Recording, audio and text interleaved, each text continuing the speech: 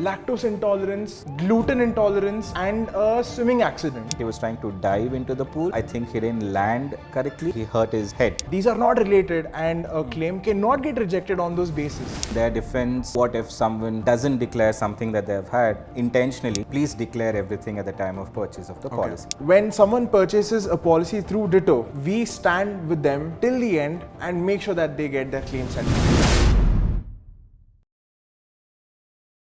Hi folks, welcome to Ditto Insurance. I am Shashank, your host, and joining me is our ever-smiling guest, Mr. Supreeth. Thank you.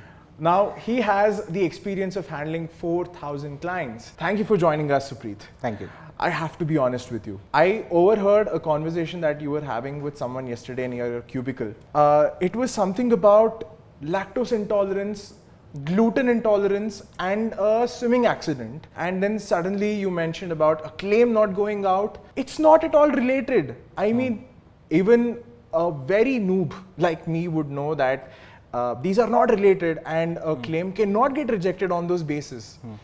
Please help me run down what exactly happened with this particular story. Sure. Right.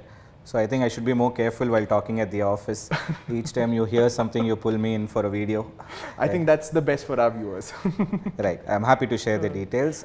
So this happened, I think, last year. One of my clients, he bought a health insurance policy from us.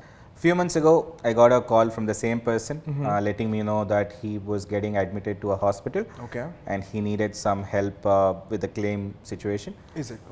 Yeah, I mean, straightforward case, accident shouldn't be a problem at all. What exactly happened with him? It was an accident while he was trying to swim. I think he was trying to dive into the pool. I think he didn't land correctly, and he hurt his head. So got a cut and required few stitches. Oh, that's unfortunate. Yeah. So it was a minor surgery, comes under daycare treatment. And should have been a straightforward case for the insurers to give out the claim. Right. Yeah, spoke to the claims team. Everything okay. Should have been a cashless as well. The hospital he got admitted to was in the network list of hospitals. And then at the end of the day, I hear that the claim was rejected. And yeah, exactly. I was baffled. Bizarre. Yeah, I was baffled too. Should have been paid out on the same day.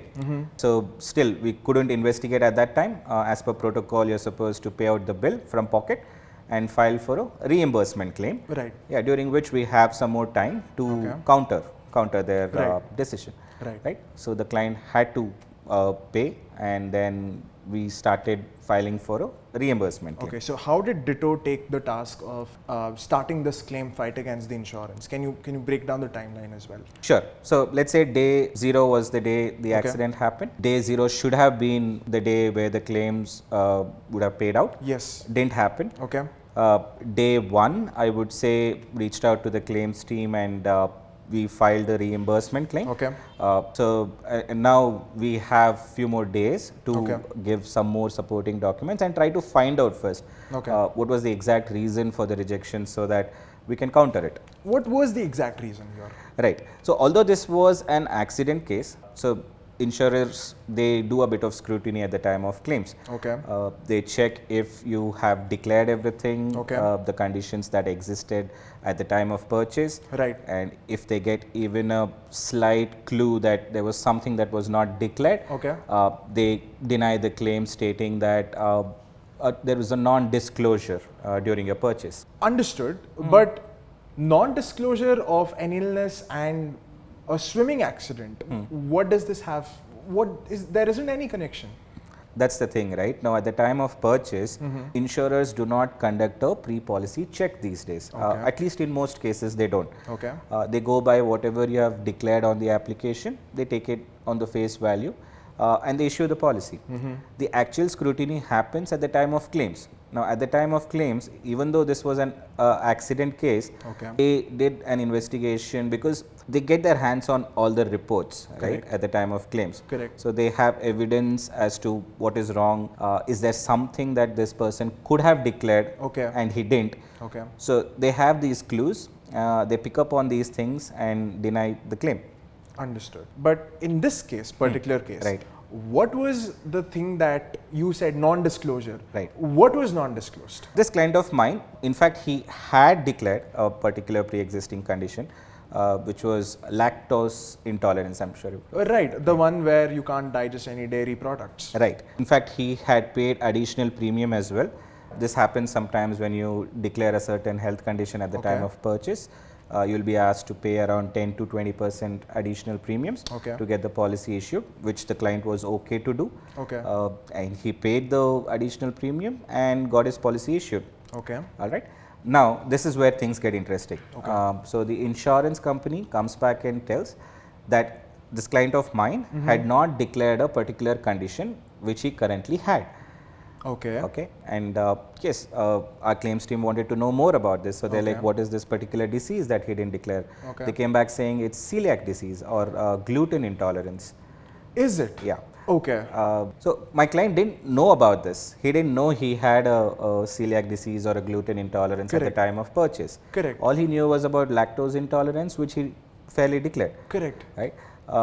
So this happens sometimes. So insurers pick up on certain things at the time of hospitalization, and they want to know if this was existing before or after the purchase of the policy. In this case, probably he didn't know, or he might have picked this up after the purchase as well. Beat anything, I'm sorry Supreet to cut you off, beat anything, but gluten intolerance is not even related to a swimming accident. Why would they even do that? Fairly so, I feel. In their defense, what if someone doesn't declare something that they have had intentionally and try to get a claim later? Right? Insurance has no way to know whether this particular member is risky to cover or not. At the end of the day, it's all about risk mitigation. Now, insurer, if they feel that there's a fair amount of risk to cover this individual, they wouldn't issue a policy to them. Understood. Now, coming back to the timeline, right? You went and spoke to the insurance company. So, what was their response in return?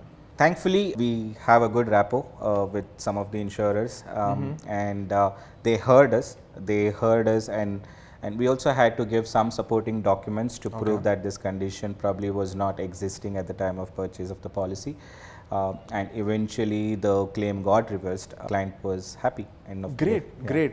So Supreet, what you basically are saying is when someone purchases a policy through Ditto, we stand with them till the end and make sure that they get their claim settled. Definitely. I mean, that's our bread and butter, if I can say. That's our main objective. End of the day, giving out a policy is not a big deal, to be honest. You can browse few details over the internet and you can pick up a policy at the end of the day. Click a few buttons. But giving that support during the purchase and staying with the clients whenever they want some changes to be done on the policies, change of address, change of proposers, renewal support, and the claims, like you saw, this is where I feel we make a difference end of the day.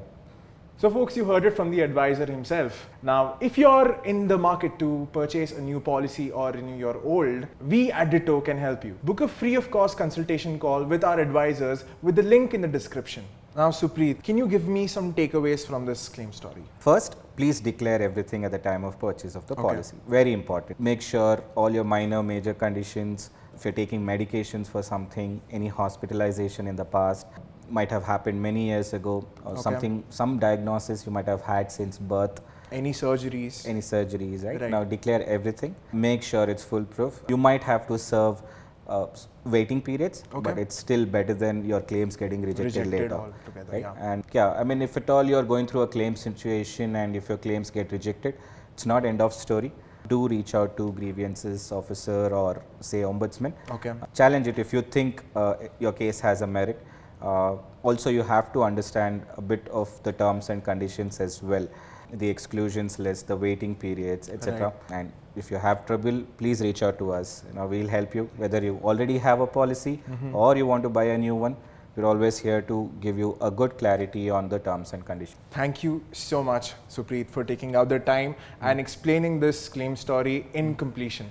Thank you. Now I can sit and say, yes, I know the whole story and now I'm prepared. So guys, if you have any doubts or if you have any interesting stories, drop them in the comment section below and we will address them in the next series of Claim Stories with Ditto. Guys, like always, like, share and subscribe. Happy insurance hunting.